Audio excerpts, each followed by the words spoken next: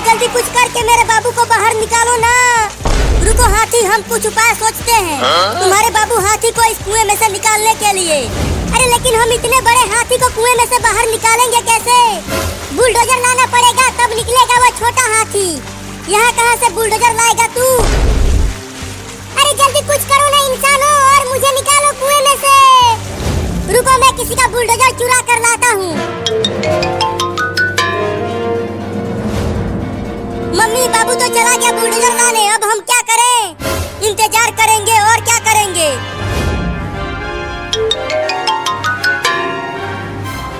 अरे अब कहाँ से बुलडोजर लाऊं?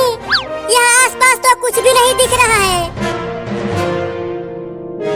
अरे वाह, वहाँ उस घर के सामने बुलडोजर खड़ा है। अब चलता हूँ उसे ही चुराने।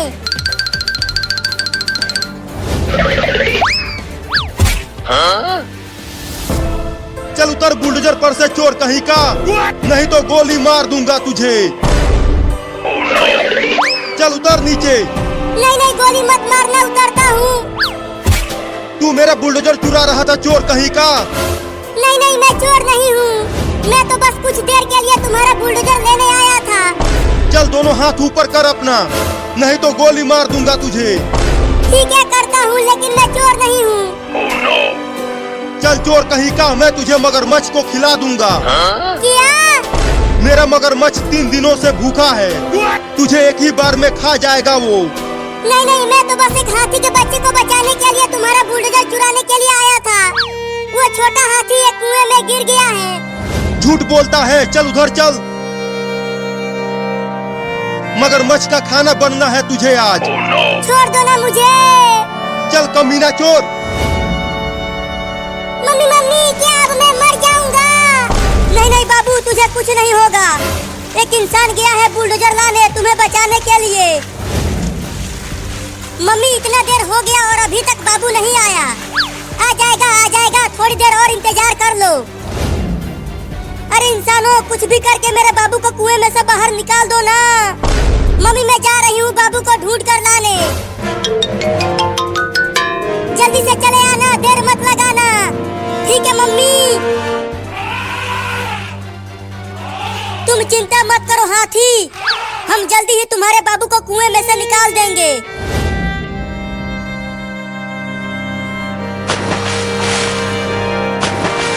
अरे छोड़ दे रे, मैं चोर नहीं हूँ। मुझे निकाल दे यहाँ से, नहीं तो ये मगरमच्छ मुझे निकल जाएगा। चुप कर और चुपचाप मगरमच्छ का खाना बन जा। अरे यहाँ पर तो बाबू बहुत ही बड़ी मुसीबत में है, मुझे जल्दी कुछ करना होगा। अरे बचाओ रे कोई मुझे इस मगरमच्छ से। मम्मी बचाओ। तू कितना भी चिल्ला ले, तू बचेगा नहीं चोर कहीं का। ये ले कमीना।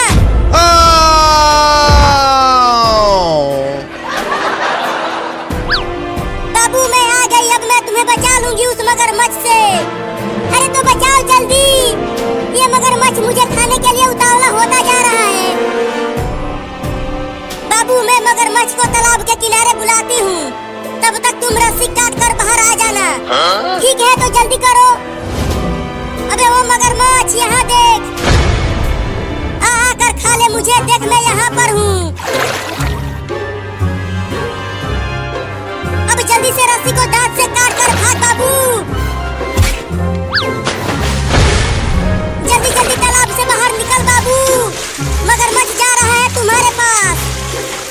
बाप रे, ये मगरमच्छ तो बहुत तेज तैर रहा है पानी में, और तेज तैर कर भाग बाबू।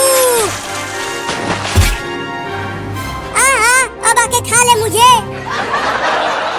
तू अब मुझे नहीं खा पाएगा मगरमच्छ के बच्चे, उसे छोड़ बाबू। अब जल्दी से बुलडोजर को लेकर चल। हाँ चलो।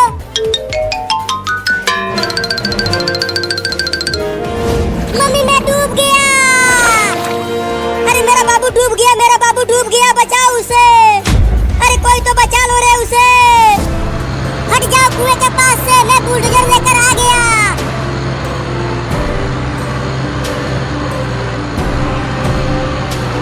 अब जल्दी से बुलडोजर का डोंगा सीधा कुएं में डाल बाबू, और बाहर निकाल उस हाथी के बच्चे को।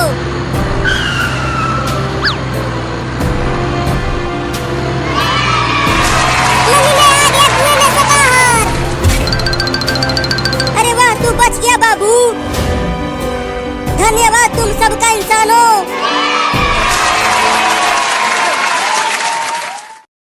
With military care, pretending not to notice the overdue bills taped to the fridge behind him. The suitcase shifted slightly now, pulling her back. It wasn't heavy because of what was inside. It was heavy because of what it represented. Every night she'd gone to sleep hungry. Every apology she'd whispered into the dark. Every promise she'd made to herself that she would not stay small forever. She glanced down at the red scarf again. It hadn't been bought new. It had been hers before it was his, before it became something else entirely. Once, she had worn it to keep warm on a winter walk, laughing as the wind tried to steal it away. Later, it had been used to stop bleeding. Later still, it had been pressed into her hands with shaking fingers and a look that said too much without saying anything at all. Now it circled her neck like a reminder she couldn't remove. Across the platform, a young man ran toward a woman, dropping his bag as he pulled her into a hug. A child squealed when lifted into the air. The girl watched, her expression unreadable, her mouth set in a line that had learned how to hold itself together. No one ran for her. No one scanned the crowd, hoping to catch her eye. She felt it then, that familiar loneliness settling into her chest, heavy but unsurprising. Proving something had always been a lonely task. Surviving was lonelier still. A presence shifted beside her. She didn't look right away, but she knew someone was there. A man stood a few steps back, hands in his coat pockets, eyes not fixed on her exactly, but not avoiding her either. He didn't speak. He didn't move closer. His silence felt deliberate, like he understood the weight of this moment and chose not to touch it. Her cracked watch ticked louder in her ears.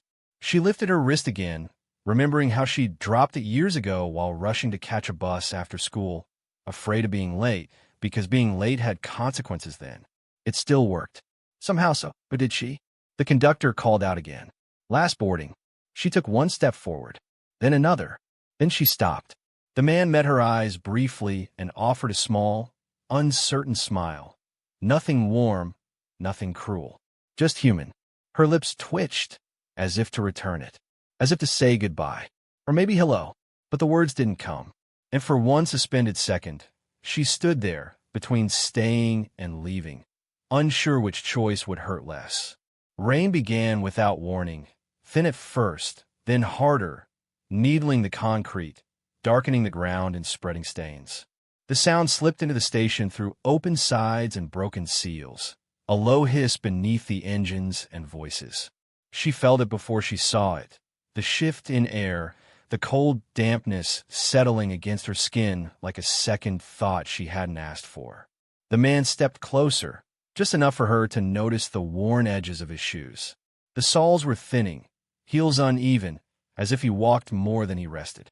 When he adjusted his coat, the fabric pulled back for a second, revealing a wallet tucked deep inside. Something pale peeked out, a photograph, bent and soft at the corners. He pressed it back into place quickly, not in shame, but in habit. She wondered who was in it. Someone waiting. Someone lost. Someone he carried, even when he pretended not to. Thunder rolled in the distance, low and impatient. The lights above flickered, and the red scarf at her neck clung heavier now, damp with mist. She thought of all the times she'd been told to be careful, to trust no one, to understand that help rarely came without